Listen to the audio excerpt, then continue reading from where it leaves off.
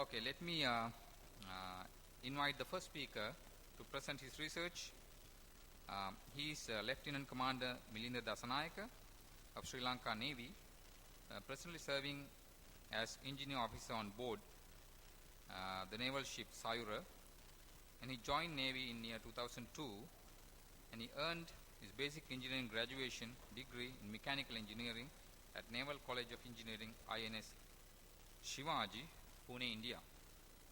He completed the marine engineering specialization in India, initiating member of machinery, testing and trials. Lieutenant Commander Dasanayaka is a chartered engineer of Institute of Engineers India, associate member of Institute of Engineers India, associate member of Institute of Engineers Sri Lanka as well. He is presently following an MPhil degree at University of Moratua. So let me invite Lieutenant Commander Milinda Dasanayaka to present his research. Respected chairperson, respected gatherings, ladies and gentlemen, myself, Lieutenant Commander Milinda Dasanayaka, would like to present my investigation into the propeller-induced hull vibration effects. The sequence will be as follows.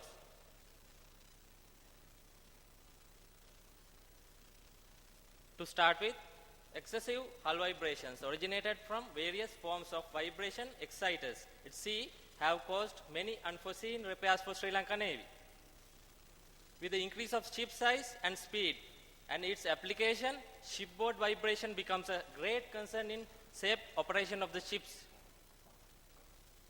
The excessive ship vibration is to be avoided for crew comfort and habitability.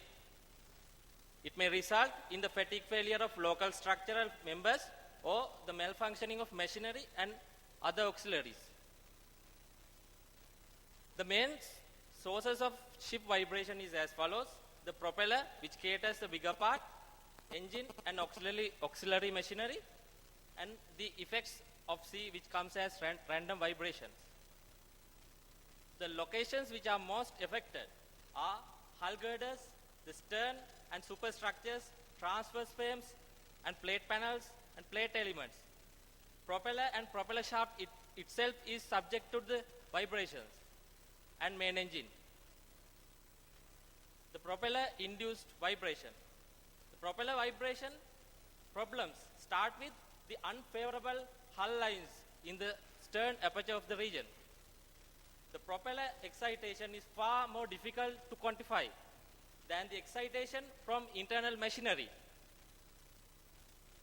because the structural vibration which is getting induced by the propeller vibration comes as a low frequency signal, and the noise and sound radiation is very difficult to be identified when it comes to the underwater parts, but we have to analyze it inside the ship itself.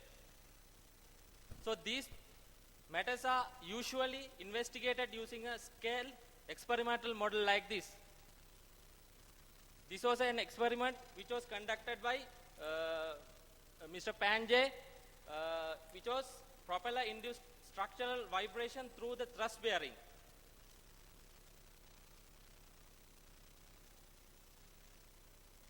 When it comes to the propeller, it delivers, when it operates, it delivers oscillatory disturbances.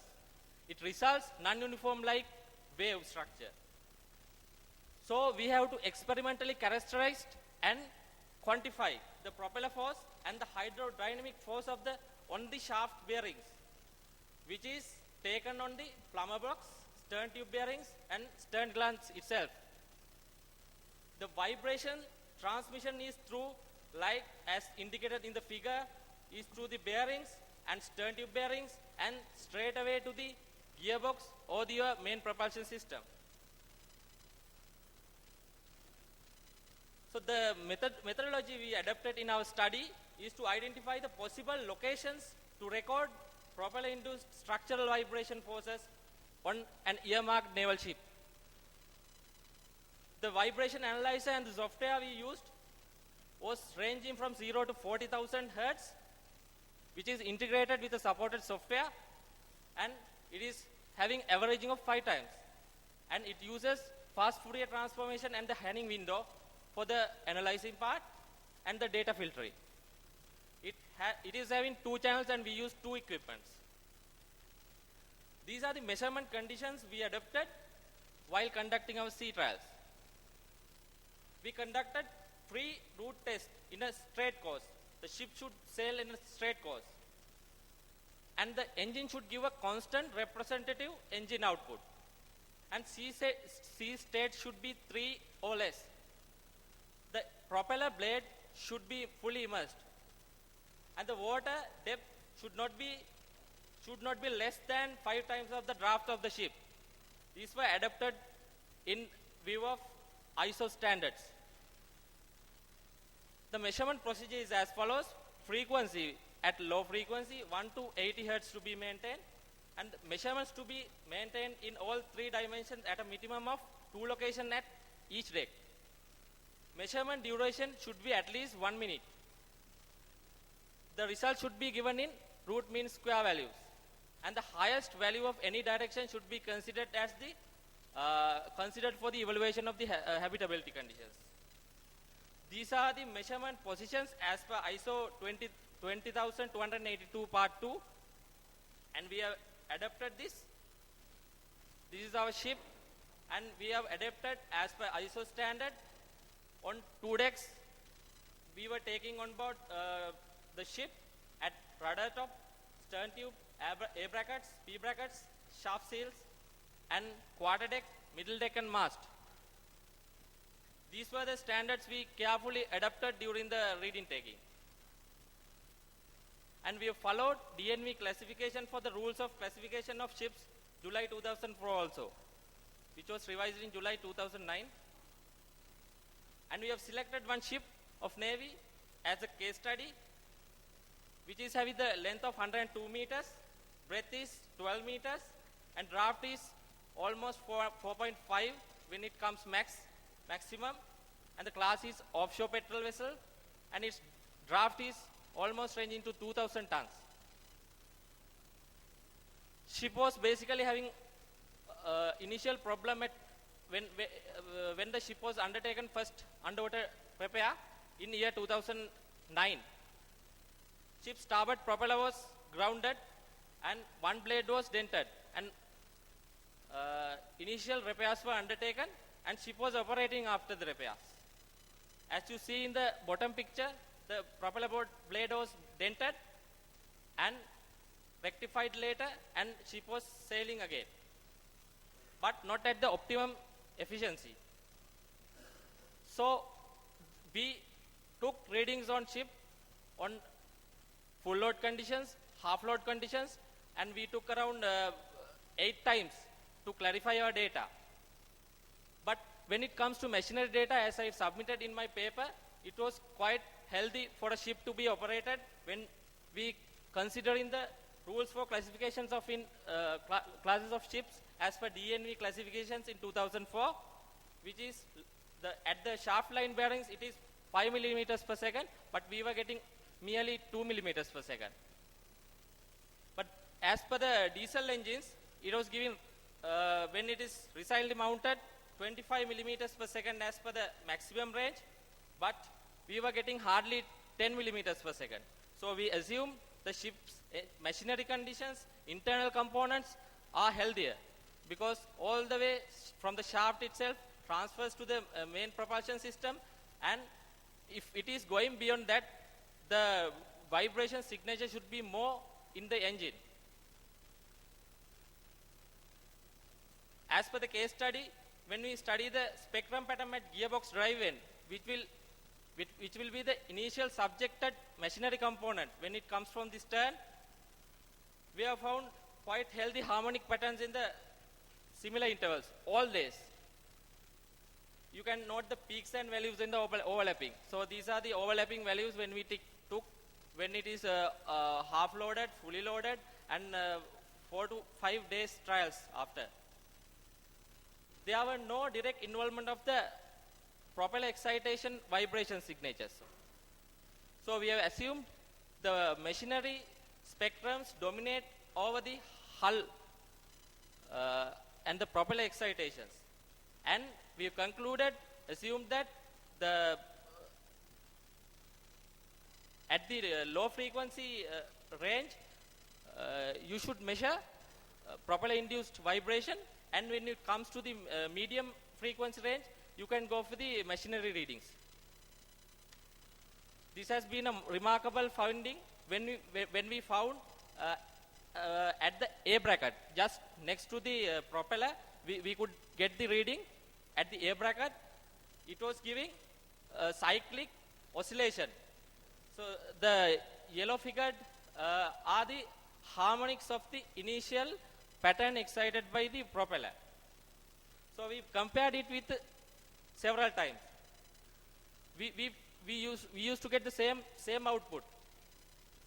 So when we investigate the matter and finding with the blade passing frequency, we found that this is an additional member inside the propeller generator spectrum pattern, which is coming in the center. You have 2 minutes more. So we tried with some aggravated load also. When we add more loads, the vibration pattern starts aggravating. So we concluded we can measure, and there's a problem in the starboard propulsion system and one blade, because it is giving a cyclic error and periodic error. After the observation at the docking, we were able to find there's a deviation of the pitch more than 10%. So we concluded that our assumptions were correct. And we can conduct our readings on various engine RPMs and load conditions, and we can use the spectrum patterns to identify the propeller induced vibration signatures. And we can take it from all parts adjacent to ship's underwater appendages, such as A brackets, P brackets also. Same type of results were found out when these expeditions were done by SWAT type of ship and a riverboat type. These were my references, and these are my acknowledgements. Thanking you. Thank you very much. Now it's open for questions and comments, please. You have 3 minutes for Q&A.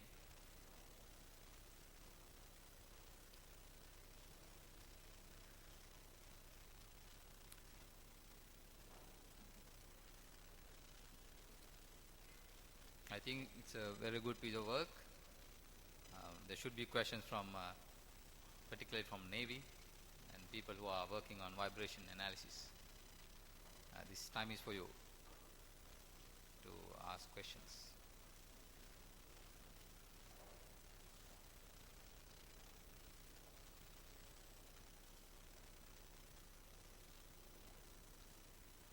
So I have one question for you. You actually measured the vibrations from the vessel, right? Different Yes. questions. Yes. What the sensors that you selected for that, those measurements? So is How it- do you validate the sensor selection for the range of frequencies that you are expecting, that you were expecting to see? Yes. So the transducers which we are fitted with the equipment analyzer equipment is for the for the 0 to 40,000 hertz capabilities. But these readings, like hull readings, hull propeller excited signatures, we have to measure at the low frequency range.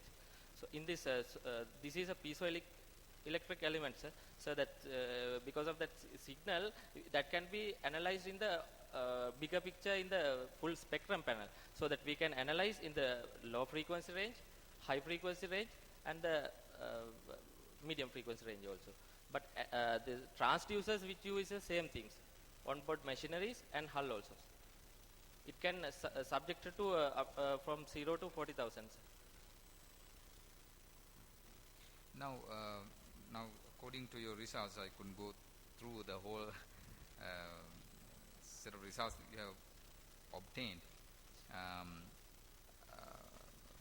Do you confirm that your analysis very much in par with actual results, so that this method of analyzing vibrations due to the propeller and so on can be used for other vessels as well? Yes, sir. That we took this as a pilot project, sir, because there were no reference reading for us to proceed with the task, because there are no datum line for us to refer, and because in internets also, in open source, and in Indian Navy also, they don't practice this to record ship vibrations. They do only machinery vibrations. So we, as a pilot project, we tried to undertake this to go for the other classes also. So being this was, we found it, this is successful. At the docking, it was found that one blade is dented already. So it is matching with our observations also, sir. So we concluded that we can go ahead with the other classes also. Now, my last question, because there are no questions from the audience basically. Actually, I have a lot of other questions. We can meet up later maybe to discuss further. But for now, last question is, did you deal with the noise that is coming through the transducer? Did you do some sort of signal processing and remove some part of the signal? And if you did so, under what basis you selected, okay, what part of the signal to be filtered out, what is to be taken in? Yes. Sir, when it comes with the noise filtration, sir, we are using that Hanning window types. So we can select in the software itself, we can neglect the noises coming out of medium frequency and high frequency if we want to go for the low frequency regions. So we can